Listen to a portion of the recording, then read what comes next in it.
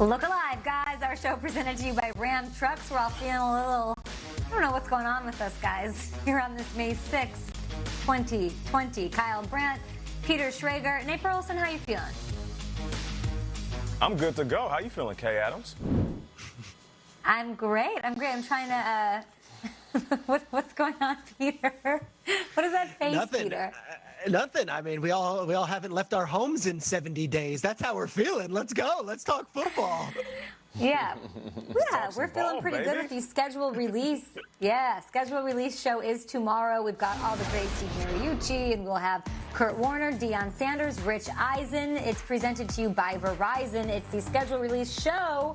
Colleen Wolf, a part of that as well. They're going to break down the entire regular season schedule, in-depth analysis of every team and division. Schedule release time tomorrow on NFL Network. All right, time for the lead block. Lead block. Lead block. Did you guys hear Eli Manning on Sirius XM radio? He was talking a little bit of Tom Brady, but of course he was asked about his former squad, the New York Giants, and how they will do and fare with Daniel Jones under center. Take a listen. I think it'll be easier this year for him to kind of step up as that leader. Last year was probably awkward for him, me being there, me being in meeting rooms and just kind of the whole dynamic. I think, me being gone and him just, he is the quarterback. He's the guy for him just to have that control and the authority over the receivers and offensive line. And now he's in charge. The questions are coming to him from the coordinator. He's going to have to give his voice and his opinion on things. And I think he'll go out there and have a great year. Okay, I like what I hear from Eli there, and he's right. Daniel Jones is the guy. That said, we're all going crazy for the schedule release. Guys, we looked it up. Last season, the Giants had 3 primetime games. They lost all 3. Daniel Jones was the starter for 2 of those losses. So that said, Nate, is Daniel Jones, in your opinion, from what you saw on the field last year, ready to make the jump into primetime superstar? He's ready to make the jump, but there's so many different factors that are going to help him with that. I remember going to the grocery store a few days ago, and I had my face mask on like I'm told to do, and one of the football fans here in Jersey stopped me, and he's talking to me, and I couldn't really understand him. He's like, the New York Jets, and I was like, the Jets? You want to talk about the Jets? We kind of pulled our face masks off. He said, the New York Giants. What do you think about the New York Giants? So I pulled my face mask off, and I said, well, you be the judge. Actually, no, Joe be the judge, because all of a sudden it's Joe who was sitting here coming in saying that he's going to change the culture of this team. And I can appreciate that. I remember when he was talking to Peter Schrager and he said, I'm not going to name superstars, but we're going to come in, we're going to do it the right way, and everybody's going to earn their respect on the team by the way they play. I can appreciate the fact that he has that type of attitude, but it starts and ends with the quarterback. And what they did this offseason, trying to figure out ways to make this team better, and then looking at the draft, going to get an offensive tackle, they're trying to protect him up front.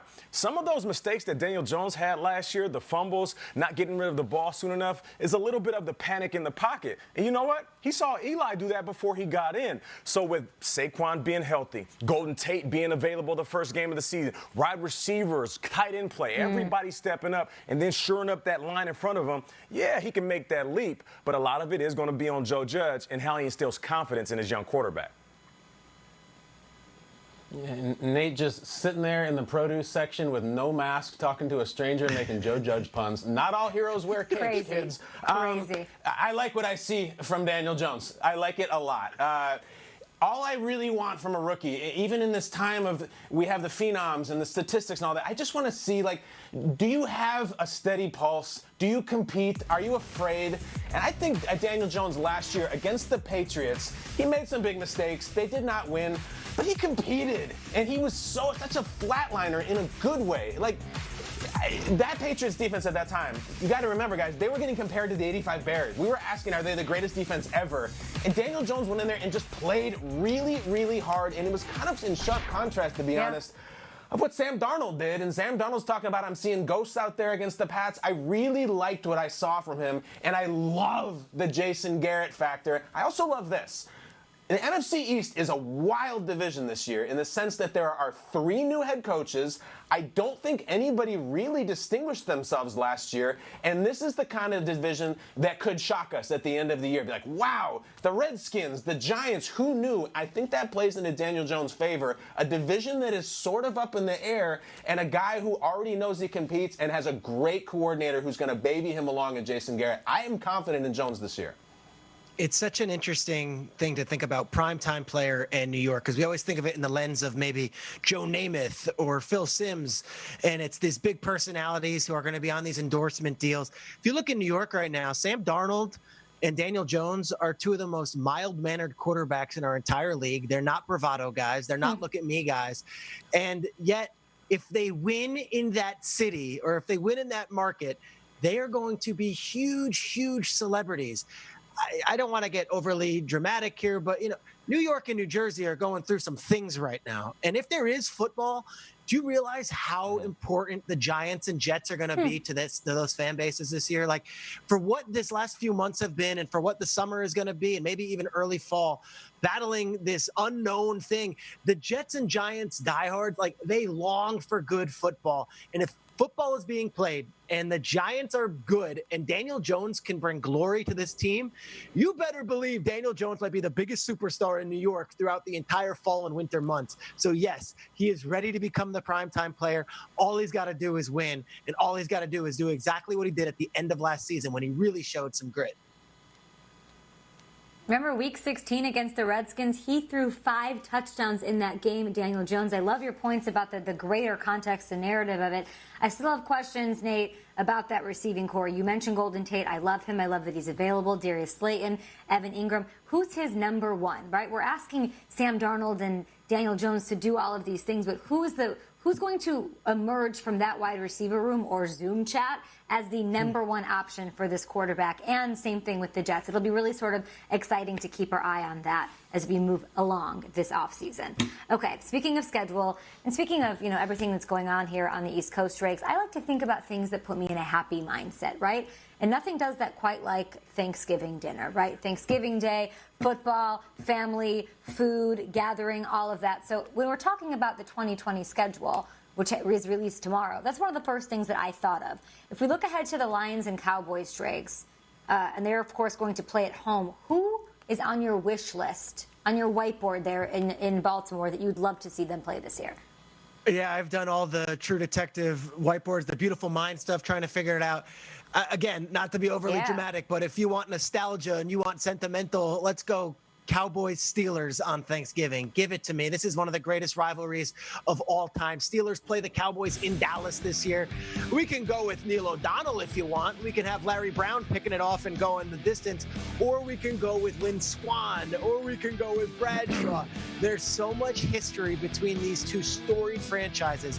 America's team, which is what everyone says the Cowboys are, versus America's team, the team that the Steelers believe that they are America's team with all those rings. Such history, such tradition, such pride. Give it to me on Thanksgiving with the entire country watching, either on Zoom or in a living room together having grandma's mashed potatoes. I want it. Steelers, Cowboys. Let's do it on Thanksgiving. Yeah, speaking of that food, Peter, when it comes to Thanksgiving, there's certain things that just makes Thanksgiving better. I'm looking at the Lions and the Packers, and of course I'm biased when I play for the Lions. I remember playing against the Packers in 2011, and Aaron Rodgers just going off, doing his thing, doing what he does, 3 touchdowns.